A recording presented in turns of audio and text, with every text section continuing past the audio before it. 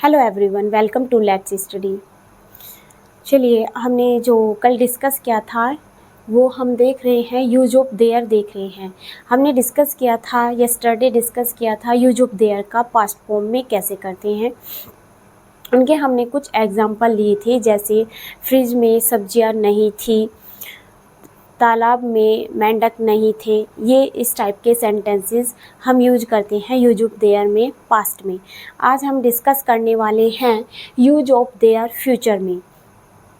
देखिए, जैसे उनका कल मैंने स्ट्रक्चर बताया था। फर्स्टली हम एक बार देख लेते हैं इनका स्ट्रक्चर, फिर हम कुछ सेंटेंसेस की प्रैक्टिस करेंगे यूज ऑफ देयर फ्यूचर में। देखिए, स्ट्रक्चर देखते हैं।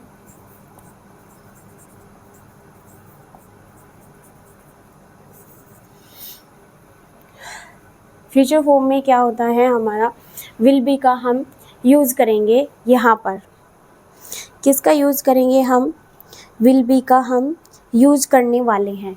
चाहे हमारा सब्जेक्ट सिंगुलर हो या प्लुरल हो, दोनों के साथ हम यूज करेंगे विल बी। पहले देयर, जैसे इनकी मैंने कल भी बताया था। कल क्या दी थी मैंने इनकी शुरू में डेफिनेशन जो दी थी देयर वाले सेंटेंसेस की। आज हम फ्यूचर की देने वाले हैं।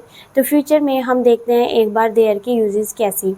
देखिए, जब कोई वस्तु भविष्य में एक वस्तु दूसरी वस्तु के अंदर होगी, या फिर कोई ऐसे सेंटेंस ऐसे होगा जिसमें सब्जेक्ट अब्सेंट होगा, यानी सब्जेक्ट सामने से सो नहीं होगा, या फिर कोई भविष्य में कोई एक वस्तु दूसरी वस्तु के अंदर होगी। जैसे मैं एग्जांपल लूँ, फ्रिज में सब्जियां होगी।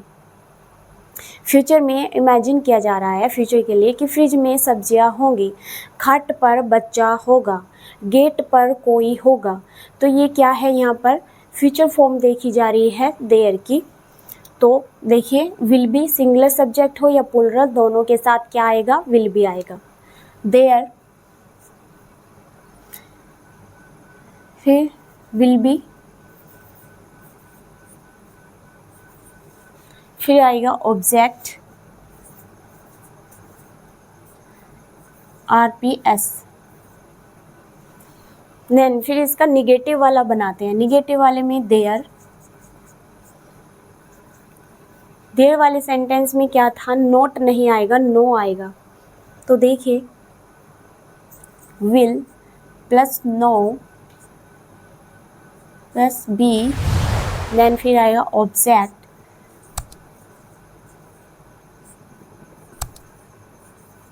RPS।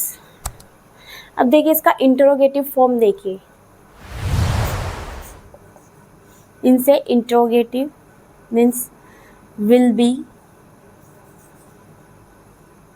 विल आएगा। देन फिर लिखेंगे देयर। अगर नहीं यूज होगा तो देयर के बाद नो, फिर बी, फिर ऑब्जेक्ट, फिर RPS। ऐसे इसका इंट्रोगेटिव में इंट्रोगेटिव वर्ड होगा, फिर विल, फिर देयर, देन क्या आएगा? बी, फिर ऑब्जेक्ट RPS। ये हमने स्ट्रक्चर देख लिया है यूज ऑफ देयर के फ्यूचर में। देयर लिखा जाएगा, फिर विल बी, फिर ऑब्जेक्ट, फिर RPS। ऐसे निगेटिव में देयर विल ना बी ऑब्जेक्ट, फिर RPS। इंट्रोगेटिव में विल से स्टार्ट होंगे, क्या से स्टार्ट होंगे, क्या फ्रिज में सब्जियां होंगी, तो विल लगेगा पहले, फिर देयर, फिर नो आएगा, नहीं होगी तो नोट के लिए नो लगता है, नहीं बीच में आ जाएगा, अपना देयर लिखेंगे, फिर बी को लिखेंगे, इन दो के बीच में क्या लिखेंगे? दोनों के बीच में नो को लिखेंगे, देन ऑब्जेक्ट, फिर RPS। ऐसे इसका दूसरा फॉर्म जिसमें इंटरोगेटिव वर्ड आता है, एक स्ट्रक्चर होता है ये इंटरोगेटिव का। चलिए फिर अब कुछ एग्जाम्पल देख लेते हैं।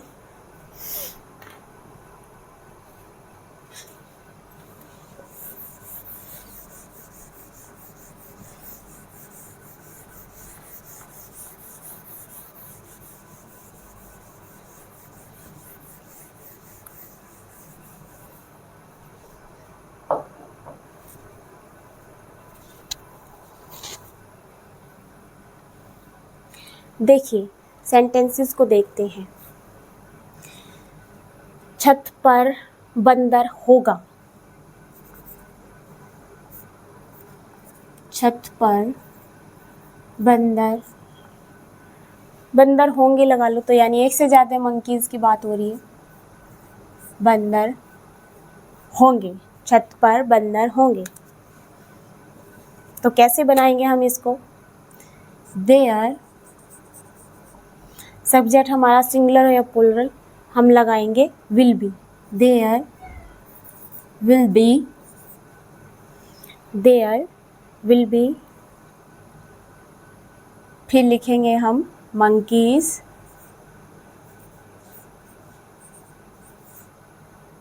फिर लिखेंगे on the roof.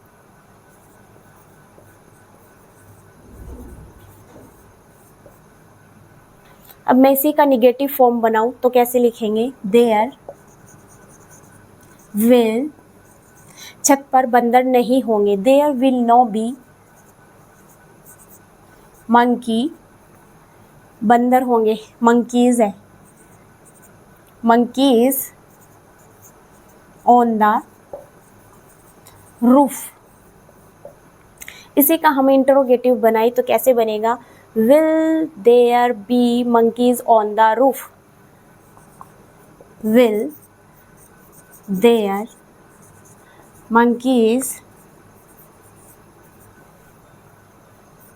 B on the roof.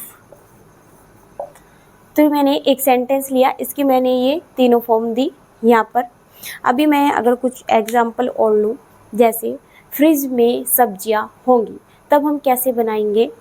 There will be vegetables, will भी आएगा सिंगुलर प्लूरल दोनों के साथ। तो सब्जियाँ, एक सब्जी बन रही, काफ़ी सारी सब्जियाँ हो सकती है, तो कैसे बनेगा? There will be vegetables in the fridge. ऐसे गेट पर कोई होगा तो कैसे बनेगा? There will be someone at the door.